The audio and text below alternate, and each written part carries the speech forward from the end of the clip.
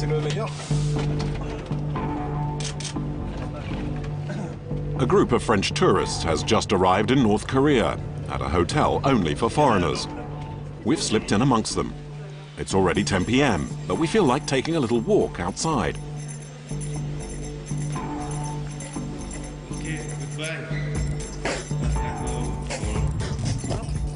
The porter follows us, looking worried.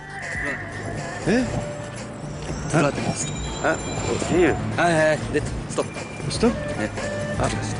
He waves us back, as it's strictly forbidden to leave the hotel on your own without an official guide. Nevertheless, we insist. Thank you. Stop. 못 나갑니다. No? No. No? No. The tone is polite but firm, and reluctantly we go back in. Thank you. Inside, two North Korean dictators, father and son, dominate the lobby. Mr. John works for the state and is in charge of the French group. I wanted to go for a walk in town, but they said no. Because everyone knows you're a spy. Well, we've already arrested spies nearby, you know. Here, every foreigner is a potential spy. North Korea is the world's most secretive state, and an example of the worst kind of communist dictatorship. Since its creation in 1945, the country has been living on another planet. Acute paranoia and abject poverty are its distinguishing features. There are no statistics available for its economy, but what is known is that famine is a constant threat to the population. In the late 90s, at least 1 million North Koreans are believed to have died of starvation.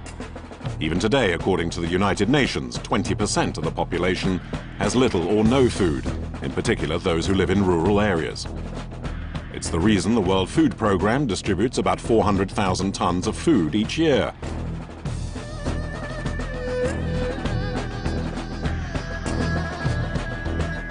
We managed to film these scenes in secret. Lacking machinery and even animals, local agriculture is virtually non-existent.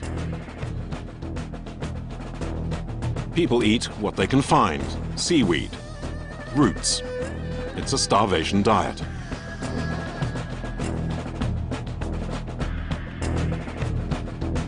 Officially, the country is still headed by Kim Ilsung, the dictator who died in 1994, but is designated the eternal president of North Korea.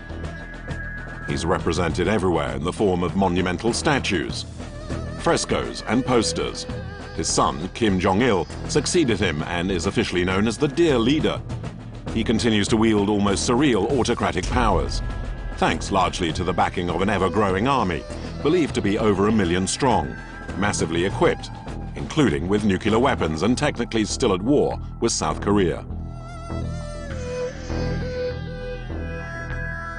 Kim Jong-il continues the work of destruction begun by his father.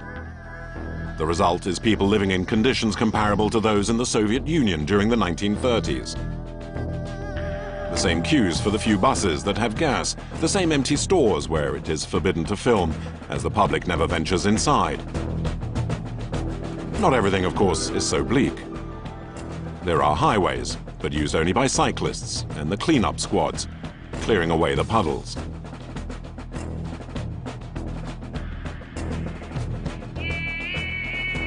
There is even a casino in the capital, where you can have fun with slot machines, except there's never a jackpot.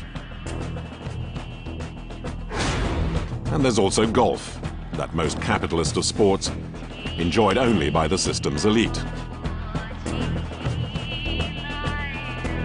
For the 23 million North Koreans, times are tough, but smiling is mandatory.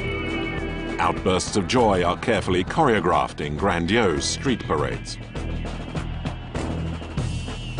It's into this nightmare world inhabited by people brainwashed since birth that a group of Western tourists has decided to come on vacation. At 8,500 euros for 3 weeks, it's as expensive as the Seychelles. Only here, there's no luxury, no coconut palms, only unfriendly minders to check every photo. No mattresses in the bedrooms and no running water. Hello, there are even blankets in here, look. Wow, that's enough for me. And naturally, surveillance cameras to watch you. Welcome to North Korea, the dictator's paradise.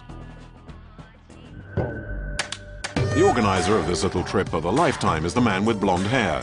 Guillaume de Vaudry arranges speciality tours of the worst places on earth. In his group is Claude. For this young retiree, it's the most significant trip of her life, as for the first time she's able to follow in the footsteps of her father, who was originally from North Korea. Jacqueline had no qualms about accompanying her friend Claude, a former librarian, now also retired. This will be her first experience of a real dictatorship. There's also Henri, who prefers to remain anonymous. It's not his first dictatorship, having already visited and much enjoyed Iran. North Korea was missing from his trophy cabinet, until now.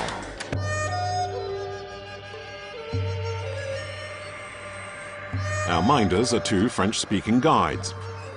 In the glasses is Mr. Ho, and on the right, Mr. John. 3 weeks of propaganda lie ahead. Pyongyang, the DMZ, the demarcation line between the two Koreas, the extreme north and the coasts along the Sea of Japan. The first Westerners to ever make such a remarkable journey. Our trip to the land of communist bliss begins with an invitation to share a joyful experience with the North Korean people. What, after all, could be more appropriate than the gigantic Luna Park, the only fun fair in the country? Here, everyone smiles. Welcoming gestures make the foreign visitor feel at home.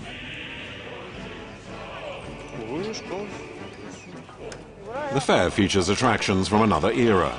Archery, games of skill, with balls as old as the players themselves. Ancient swings. And rides, fitted with machine guns, very popular with the adults, and watched over by the supervisor.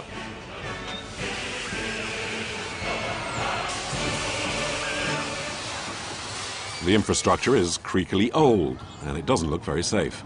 Still, never mind. It'll take more than that to spoil the fun of the French group as it climbs onto the Ferris wheel. On board, everyone is obviously having a good time.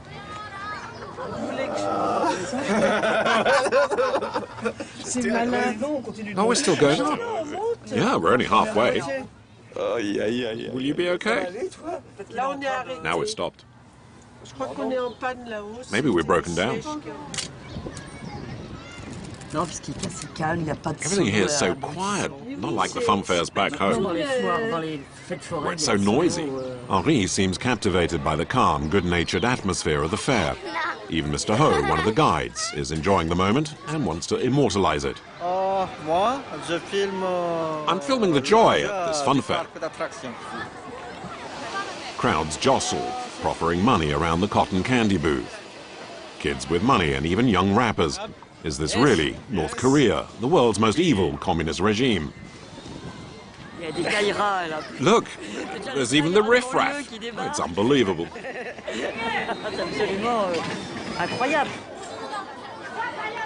Here there's a queue, not for food, but for the bumper cars. Soon, though, the harsh realities of life in North Korea return, when a group of soldiers on leave appears. Watch out, sir, there are soldiers. No filming now. To find out why the soldiers are here, we follow along until we get to a rather special booth. Mr. John, what's written up there? Down with the imperialists, and down with the American aggressors. Really? But why is there all still this hate? The war is over. No, the Americans occupied our nation. They divided the country. But the peace has never been signed. It's just a ceasefire. The Americans started the war and our people really suffered because of them. The grunts fire away with toys at the lead soldiers. But they are ready to fight for real. It's a war North Korea has been preparing for since the state was founded 65 years ago. And the sworn enemy is the United States. By 1950, the world was beginning to painfully emerge from the Second World War. Two blocs faced off, the communists and the pro-Americans.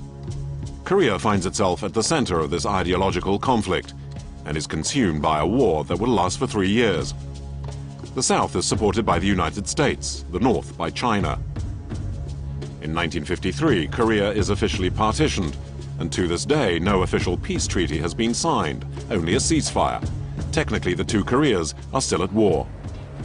It's a situation the French tourists will soon get to know more about.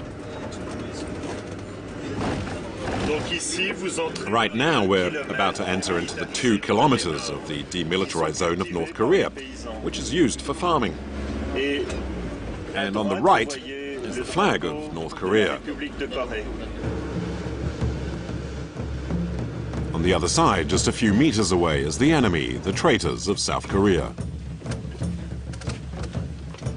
The tourists have to form a single file, closely observed by the soldiers. The atmosphere is tense, and each photo is checked.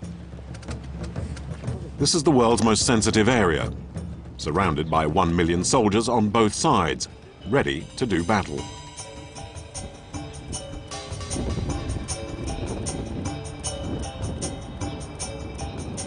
The small group finally arrives at the demarcation line, the famous DMZ. It's a solemn moment. On both sides of the border, highlighted in red, are guards. They don't look at each other but remain on the lookout. The first one who puts a foot over the line will be immediately spotted by the slew of cameras and killed. The soldiers' uniforms are completely different. The retro style of the North Koreans and the Ray-Bans and US equipment of the South.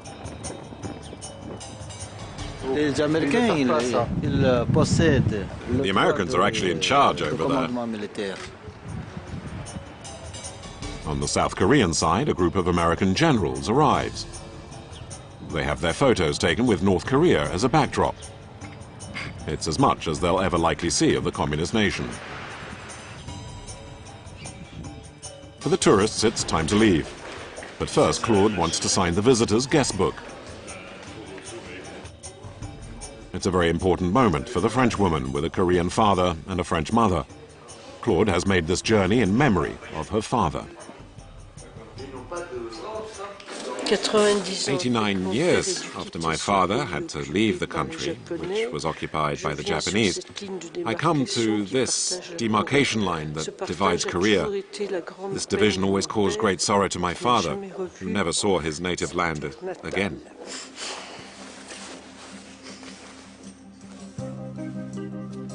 Claude's father fled Korea in 1920, long before the communist regime. The photo was taken shortly before he found refuge in France. He was never able to return to his country of birth. It's an emotional moment, but the tourists are soon reminded they are in a state where everything is controlled. Their guides and the soldiers demand to see the photographs taken at the border. Many will be erased. To the tourists, this unrelenting surveillance comes with the territory, and so far none of them complain. The tour continues following the program put together by the North Korean authorities, and the next stop is the War Museum. At the end of the courtyard, an old woman is cleaning the stones. Suddenly, one of the guide's assistants forces her to leave. She was spoiling the scenery by being poor, and that is something outsiders aren't meant to see here. For the very image of the country is at stake, an image of perfection that nothing is allowed to distort, and an image that is constantly monitored. Hello, welcome to our museum. Behind her is a gigantic mural, as one would expect, to the glory of Kim Il-sung, the founder of North Korea. He has a godlike status, not least because he himself rewrote his country's entire recent history. Please sit down. We have a film now about the Korean War, and this will help explain the Korean problem.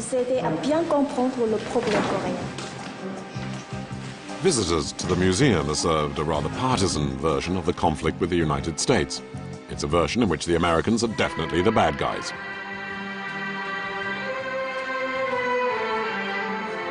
The voice, the style, the video, everything resembles a bad propaganda film from the 1950s. Who then started the war in Korea? These scenes will help provide the answer. Listen to how North Korean authorities have rewritten history. The Second World War earned the United States huge amounts of money through the sale of weapons. But after the war, the United States lost its weapons market and entered into a period of deep economic crisis. They then deliberately started the war in Korea to help their economy, and they actively prepared for war. Everything is false. The United States has never been as prosperous as it was after the Second World War.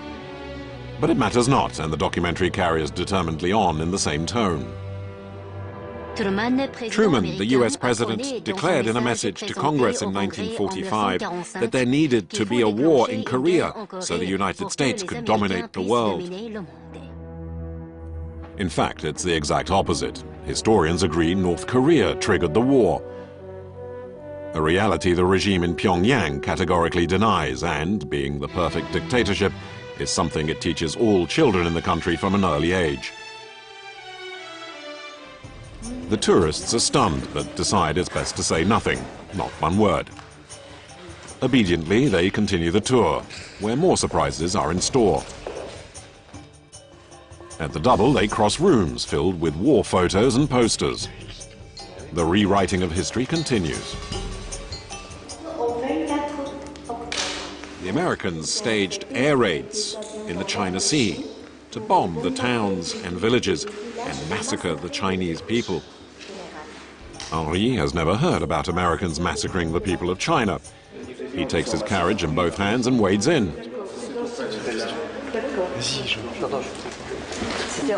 Excuse me, in which year, more or less, did this happen? Which year was this battle? The battle? It was during the war, 1950 to 53. Ah, okay, so there's no precise date, just during the conflict as a whole. The answer is evasive and makes Henri draw up short. But he dares go no further and is teased by our journalist. You didn't follow up the question, did you? You were scared. I just don't have the courage to. North Korea is a totalitarian state which scares even foreigners. The country has virtually no international friends, and if you get into trouble here, there will be no diplomats coming to demand your release. The young woman is waiting for us in another room. Inside, real ships and aircraft. The propaganda lesson continues. This is the weapons room, where some of the original weapons are on show. These all distinguished themselves during the war, like this torpedo boat. It was one of 4 which sank the US cruiser, the Baltimore. While the young soldier recites her lesson, we dare ask a sensitive question. Were the same ones used recently to also sink the South Korean warship? You know, there was a South Korean boat that was sunk. It's the first time I hear about that. Yes, we've never heard of that. Only a few weeks earlier, a South Korean naval vessel had been sunk off the coast of Pyongyang. On board, 46 sailors were killed. Tensions between the two countries was at its highest just when the French tourist group was visiting. Following our off-camera question, we were summoned and spoken to for several hours by North Korean agents who warned us never to repeat such questions in the future, under penalty of having to extend our stay here for several months. But for now, all proceeds as if nothing ever happened. The museum guide continues her tour, but the mood has changed. She proudly presents one of the Air Force's old fighters. Now, this plane is a MiG. It was visited by Comrade Kim Il-sung in 1952. The aircraft, a MiG-15, has been in continuous service in North Korea since 1952, as this video shot at the airport by our reporter seems to show. It's an aging military, but one which should not be taken as lightly as shown in the last room. Now, in this area, we have captured enemy weapons that are trophies. All these weapons are being used in action: light machine guns, helmets, flags, tanks or helicopters, and Aladdin's cave of implements of death. It's also yet another opportunity to portray the wickedness of the Americans.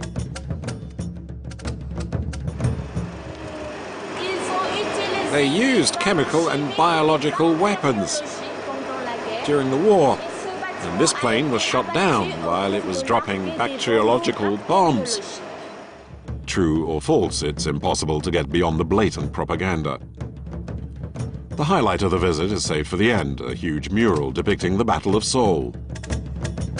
The limelight focusing on the heroic soldiers who saved the communist North Korean regime and protect it to this very day. The tourists are beginning to understand where they actually are. Tired, they return to their hotel. It's rush hour, but oncoming vehicles surprise people. Everyone is heading home from work and quietly gathers to wait for their bus. Are the people queuing to get into a stadium? They're waiting for the bus.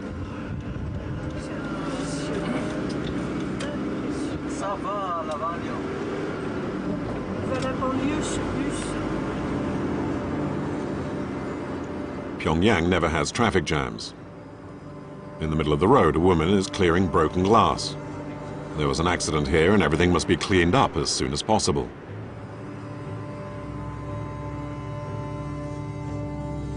On the left, the large building is the People's Palace, and this is the city's main thoroughfare at what passes for rush hour. The few buses are packed and look as if they're about to fall apart.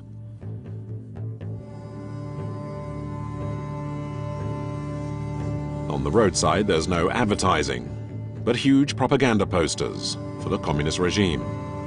We see men proud of building the future in this perfect country. A country in which the women are there purely to raise the children. The two towers on the right is their hotel, one of the most luxurious in the country. Inside are the restaurant and, notably, a TV set, constantly tuned in to national television. The programs consist of patriotic songs before a military audience, generals making speeches, a documentary on, naturally, Kim Jong-il, and how best to use a Kalashnikov.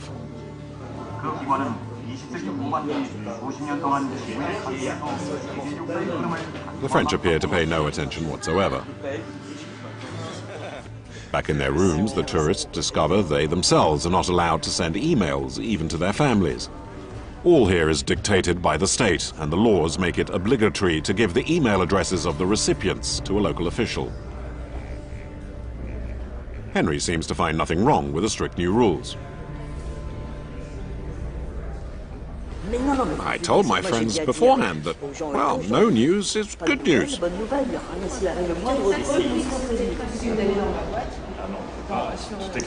you know, the country is cut off from the rest of the world.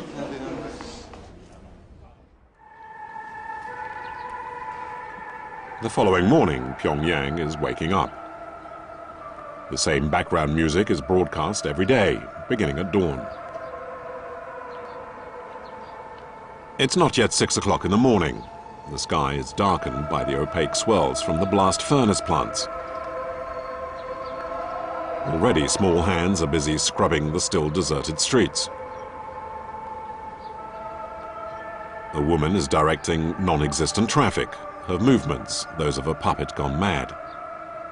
Everything must be perfect in this, the capital of the communist regime.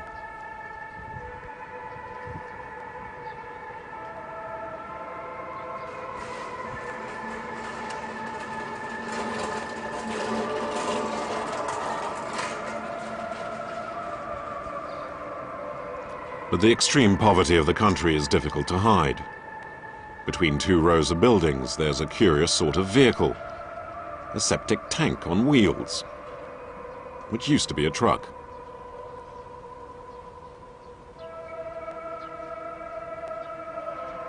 A few steps away, a group of men, heads shaved, dressed identically, practicing their morning exercises in rhythm. That's North Korea, a crazy contraption whose wheel somehow keeps turning, 60 years on. In a country where religion is banned, there is, however, a god. He's called Kim Il-sung, the local Stalin. He ruled the country from 1945 until his death in 1994. His image is everywhere in the country: statues, photographs, murals. More powerful than a mere life president, he appointed himself president in eternity. And like everyone else in the country, the French tourists will have to pay him homage. What will you do with those flowers? I'll lay them in front of the statue of Kim Il-sung. Next is the approach to the statue of the great leader. At more than 15 meters high, it's hard to miss. It's solid bronze and surrounded by a mural in his honor. The protocol is precise, the ritual formal. We stop here. But first we'll put the flowers down and then come back. So go and place your bouquets, the three of you.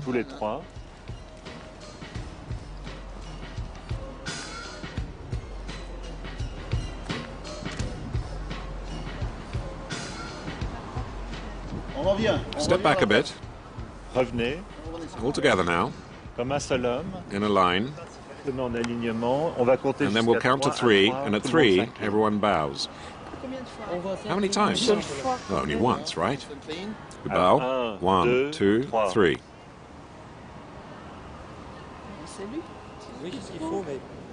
Paying tribute to one of the worst dictators of modern times doesn't seem to upset Jacqueline. I love it. Saluting a dictator? Ah, it's amazing. You know, the Asians like to bow. Even when they just say hello to each other. Everyone does it in Asia. What if we had to bow before President Sarkozy back in France? How do you feel? I wouldn't do it. I don't like the cult of personality. Well, maybe for Carla. After the French group, the carousel continues. Another group of Koreans arrives for the obligatory pilgrimage. A perfect salute. Then it's time for the cleaners to move in to tidy up for the next party. And so it goes every hour, every day of the week.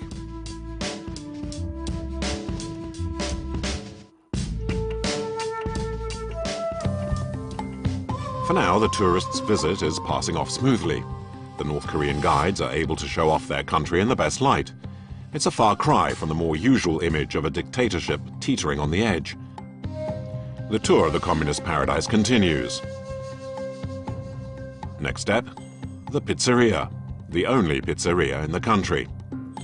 Dining there is a privilege reserved for the elite and the few foreign visitors. This restaurant is essentially a whim, created on the express orders of Kim Jong-il, the North Korean dictator, simply because he loves pizza. And of course, as in any hotspot, filming is forbidden. Everything started because he liked Italian food so much. And then he had an Italian chef from Naples come over for several years. And then he said to himself, well, listen, why not train a Korean chef in Italy? So the chef left for a little time to get the training, and then an Italian expert came to examine the kitchens here, and at the beginning the Italian chef said, no, it's not right, and we need to carry on until we find the perfect recipe. The only pizza man in all of North Korea will prepare the tourists' dinner. In the kitchens, the staff heat up the oven, despite 2 power cuts. The pizza man is one of the dictator's favorites, one of the few North Koreans to have been allowed to leave the country.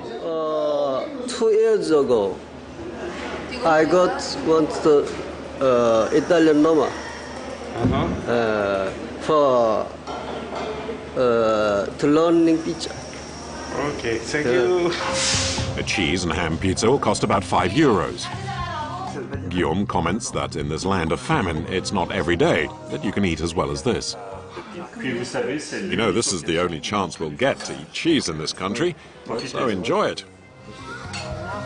Payment is in dollars or euros, but not the local currency, which foreigners aren't allowed to use.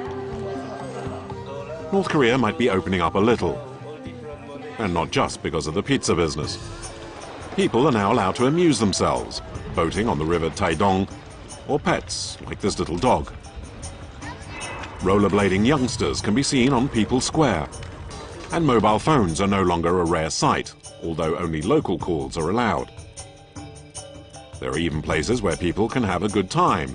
Bowling, pool, all a sign of the regime relaxing a little and highlighting the growing influence of consumer products imported from their ally China. The tourists pay scant attention to these changes. What they want is tradition. Souvenir hunting takes them to the Pyongyang Embroidery Institute. But when they arrive, there's some bad news. There's no sign of any embroiderers. I want a refund, and there never will be. Can't we see just one or two embroiderers at work? Just one, just one. Are there any ancient examples of embroidery in the museum? Yes, oh good. The only evidence of the famous embroideries is two little kittens in the dark. It's difficult to make anything out. A lighter isn't bright enough, and it's impossible to enjoy the works. On the stairs, an employee finally arrives with a flashlight, but even that doesn't help. So the only option is to take the embroidery towards the light. Oh, it's very pretty. I mean, if you could make it out, of course. At 150 euros, Mr. Ho, the guide, is trying to make a sale. It's painstaking work. It's very pretty. But it's not handmade. And the tourists are disappointed and don't need to be asked twice about complaining.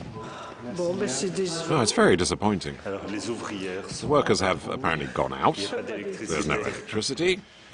And the institute as a whole is really disappointing. We didn't see any old examples, no clothes. Well, maybe one or two, nothing really. They realize that here things really aren't the same as at home.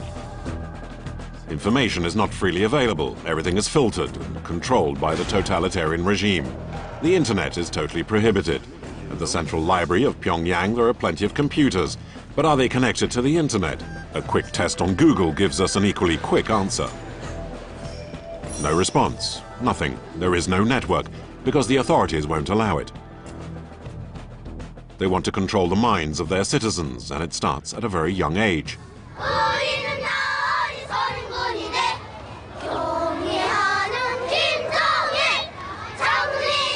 In the streets, children much younger than 6 are already learning to march in step, chanting patriotic songs to the glory of the great leader Kim. A few blocks away, a kindergarten. These kids aren't singing, but having fun on slides and other playground games, all of which appear in perfect condition. Again, the image of happiness, and Henri, who has just had a little chat with the guide, is under their spell. He told me about the youngsters in town, and it's not like in France. You won't see young homeless people sleeping rough, and there's certainly no kids who take drugs here. And the children respect their teachers. And, well, all I can say really is, yeah, it's true. Poverty is carefully hidden from the eyes of foreigners and almost impossible to film. By contrast, model schools are a perfect showcase to present to tourists. Inside, the children are beautiful, polite, and always smiling.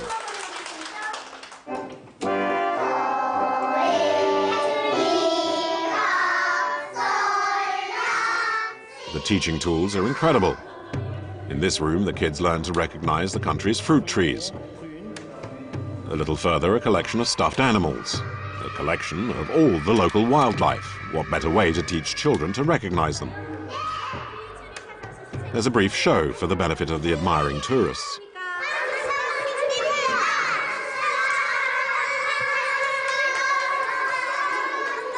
The headmistress calmly continues the visit. The kids welcome the visitors warmly, if not spontaneously. In this class, children under 5 are learning about the major episodes in the life of Kim Il-sung, which are then recited with gusto.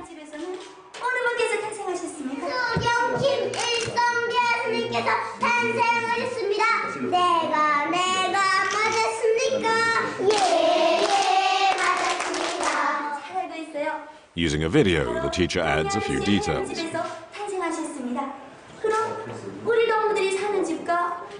The eternal president can be proud of these little kids.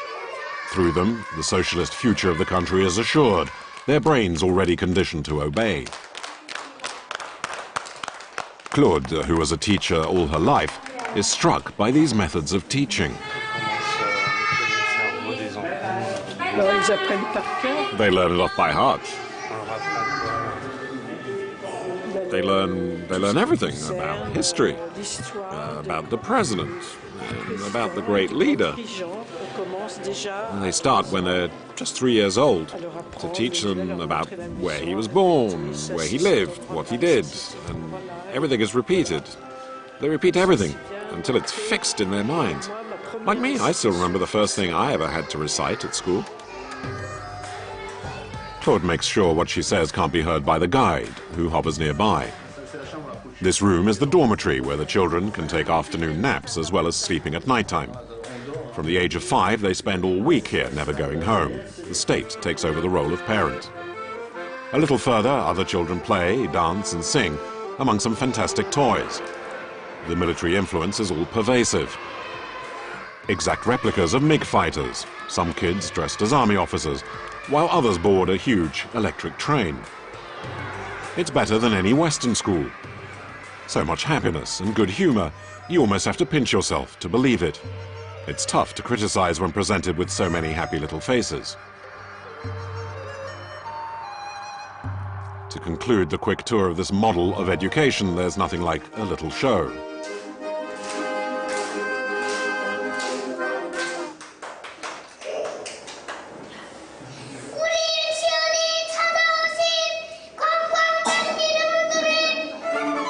It features a gifted young violinist. The kids are all made up, all repeat a choreography learned by heart, and all behave like miniature adults. Guitarists, twirling dancers, virtuoso singers, everything stage managed to the tiniest detail.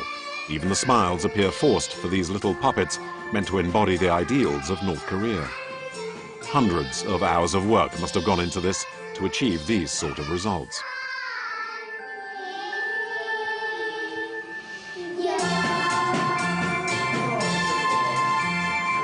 To finish on a high, a piano solo by a 5-year-old who reproduces every gesture of the professional concert pianist.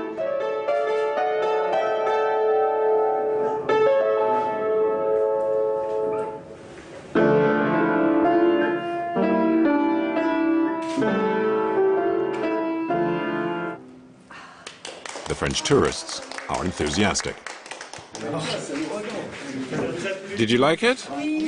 Oh yes, it was magnificent. The visit to the kindergarten is now over. We'd just like to thank the headmistress. Thank you. I was reminded of my own childhood, when we always did what the schoolmaster said. And we would never have dared misbehave, like run about or make noise. It reminds me a bit of what it was like back in the 1960s and 70s. In the yard, a sign catches our attention and slightly dampens the recent enthusiasm. A guide translates the slogan on the poster. General Kim Jong-il is the best in the world. They are wanting to be soldiers for General Kim Jong-il. It's the kind of slogan that reminds everyone they are in a dictatorship in which the army plays a major role. 25% of GDP is spent on the military, one of the highest rates in the world. That's 10 to 15 times more in percentage terms than most European nations. In all, it's estimated there are 1 million troops ready to do battle at the slightest sign of aggression. An old-style army from the Stalin era, with hundreds and thousands of foot soldiers, both men and women, tanks and missile launchers, and completely obsolete fighter aircraft. Yet the North Korean army is not entirely outdated. Since 2006, Pyongyang has the nuclear bomb. This is precisely why North Korea is so scary, and why even the United States refrains from attacking. It's something that makes Mr. John, one of the guides, very proud. We feel very good about having such a strong national defense. For example, we have now managed to possess our own nuclear weapons. A heavily armed and very secret country. And now we're on our way to one of North Korea's most mysterious regions, the north, near the border with China. An old twin-engine plane awaits us on the tarmac. It's owned by Air Koryo, which is on the blacklist of airlines banned from flying in Europe. Hello. It's a 2-hour flight over mountains still covered with snow.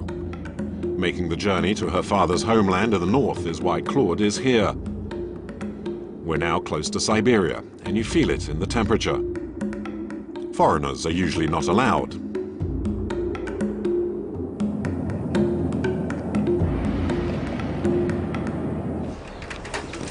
And in this special area, we now receive special treatment. 3 new guides join us. The slightest movement or even the slightest word will be monitored and, if necessary, reprimanded. We're on our way now to Mount Baekdu, the highest point in the country. It's 2,750 meters in altitude. And after the winter, we're the first visitors to come by car, which is why there are no tire marks in the road.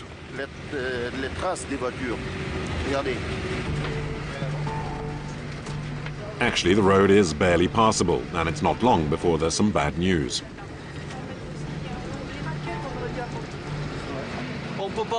We can't go up to Mount Baekdu. It's dangerous. You can see that for yourselves. If we slide, it's all over. There are still 28 kilometers to go over ice and snow. It's impossible.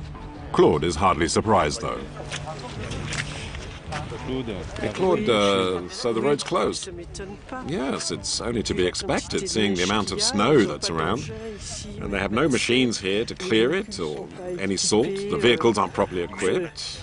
Yeah, there's no snow chains or special tires, and they just don't clear the snow.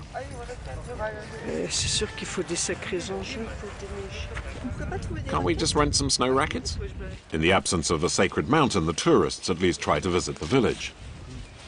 It looks deserted. It's like an abandoned show village. Where are all the inhabitants? Well, there's no smoke or anything. Where are the people? Only a can of cooking oil proves that there were people here once. We'll never find out more. Mr. John immediately intervenes, and it's back on the bus. Well, I guess we'll just go and have lunch at the hotel then. Oh, what time is it, by the way? Lunchtime? Rather than meeting with residents, the tourists will be subjected to another onslaught about the life of the dictator. It's cold and damp, and some in the group are beginning to tire of being manipulated. To begin with, the photos taken during this latest trip are deleted. A young woman dressed in military uniform is waiting to welcome them to this sacred site where Kim Jong-il, the regime's current strongman, was born. Smoking here is strictly forbidden. No, pas de cigare. One more minute. One more minute? C'est toujours les mêmes. First we'll visit the house where he was born, and on the way back we'll go that way. This house is where Kim Jong-il was supposedly born, a shrine that is to be respected. Oh, please, don't stand on that. We're told the dictator was born here, and there were guerrilla forces in the region. Claude, who knows the history of the country, refuses to swallow this crude propaganda. He was born on the other side of the border, wasn't he? Yes, he took refuge over there. There were never any guerrillas here, in fact. But, well, it was just propaganda then. Yes, it's written somewhere Kim Ilsung created the guerrillas in 1920. In 1920, he was only 8 years old. I mean, did they think we're idiots? I mean, it's incredible. I mean, he must have been at least 12. Claude regrets having dared openly criticize the regime, especially as all around them are dozens of surveillance cameras. They heard what we said. Do you think there are microphones hidden everywhere? They'll translate it. The friend Jacqueline, whispering, decides to make an unorthodox comparison to the local political system. It seems like we're in a fairy tale, only that the story never ends. The ogre is still alive. Still, so long as we're not eaten up, well, I guess that's fine. Oh look, there's another house that looks the same here. Henri, for his part, has no such issues. He loves everything and is keen to show it. But even he's amazed when the guide, in the pouring rain, launches into a patriotic song about the great leader having to leave home and family. Oh,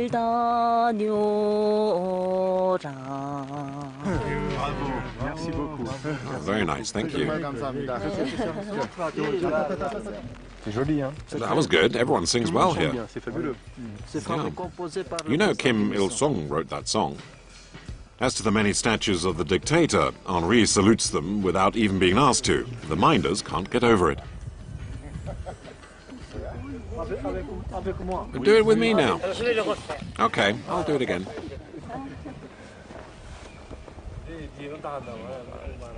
Mr. Ho is delighted with this Frenchman who behaves like a true supporter of the regime. A few kilometers further on, yet another bronze statue in the middle of nowhere. Again, it's to the glory of the dictator, again with giant warlike frescoes. Claude has had enough of this cult of the personality. This is just all too much. What do you mean? Well, by their size, their style, the way they're made, the cult, it's everywhere. Henri, of course, disagrees. But you need to remember that this really is an art form. Yes, but I mean, they're all the same, even the way they sing the songs, you know. No, but from the urban point of view, all the perspectives are respected and everything is ordered.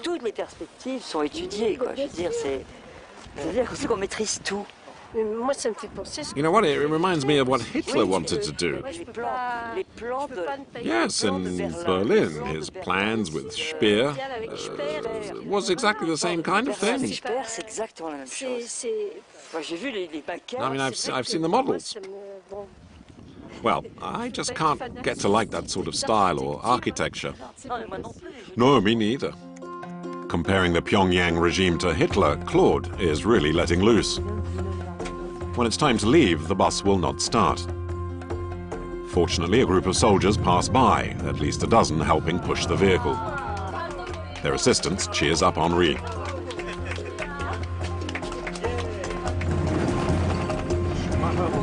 We've been in North Korea for more than a week, but have so far still been unable to talk directly with ordinary Koreans. This will change, though, as we head to the country's coast, along the Sea of Japan, with a promise of sleeping at a local's house and being able to move about freely. But the reality is quite different. Like all the country's shores, the area is classified as top security. To prove it, the road is lined by electrified barbed wire, which is there to protect against a possible landing by the South Koreans or Americans. It's forbidden, for example, to film this village. It's impossible to see what's behind this white fence.